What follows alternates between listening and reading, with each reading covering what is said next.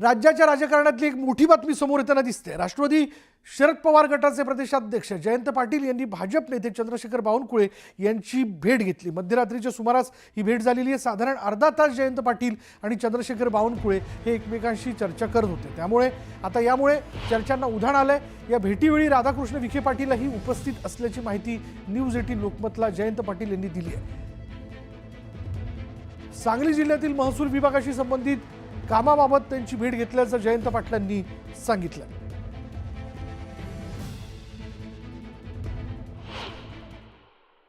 त्यांच्या घरी आल्यावर मग मी त्यांच्या घरी गेलो। 25 मिनिटं भेट चालली। ह्याच्यात काही राजकीय चर्चा नाही।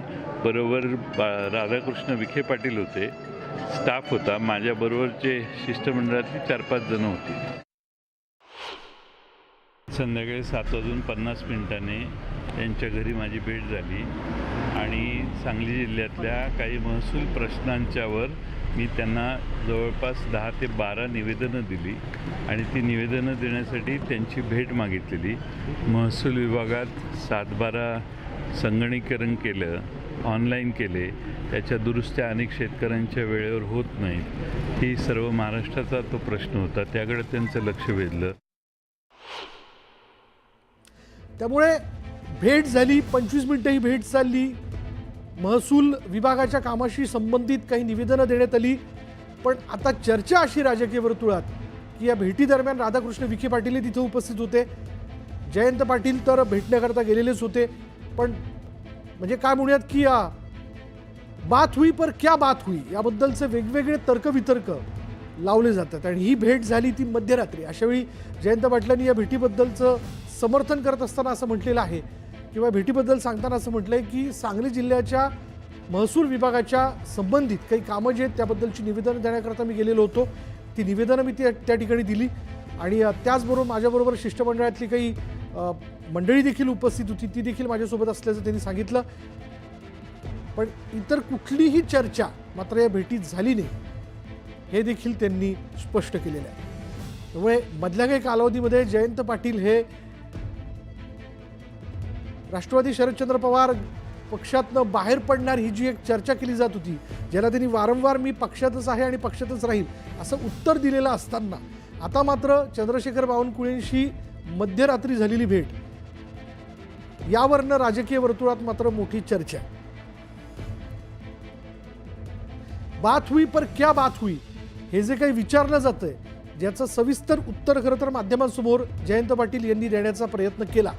पण अर्थात या उत्तराने जी चर्चा सुरू झालेली आहे त्या चर्चेत असणाऱ्या लोकांचं समाधान होणार आहे का?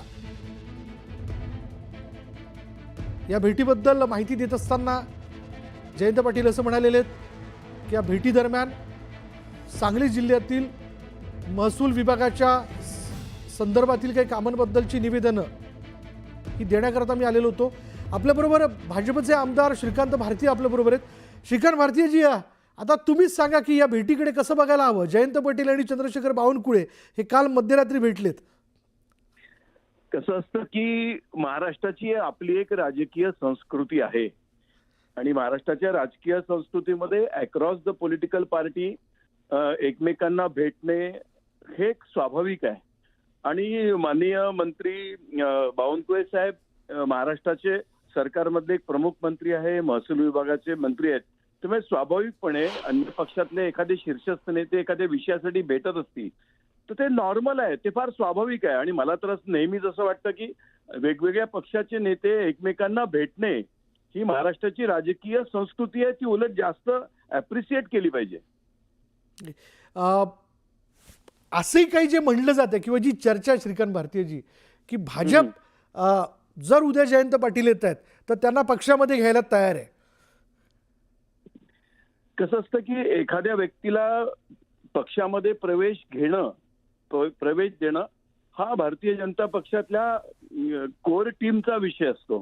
त्यातल्या त्यात एवढ्या मोठ्या स्केलवरचा माणूस राजकीय पक्षामध्ये प्रवेश करणं असेल तर तो असा मीडिया म्हणा किंवा अशा कॉमन ठिकाणी चर्चा करण्यातला विषयच नसतो।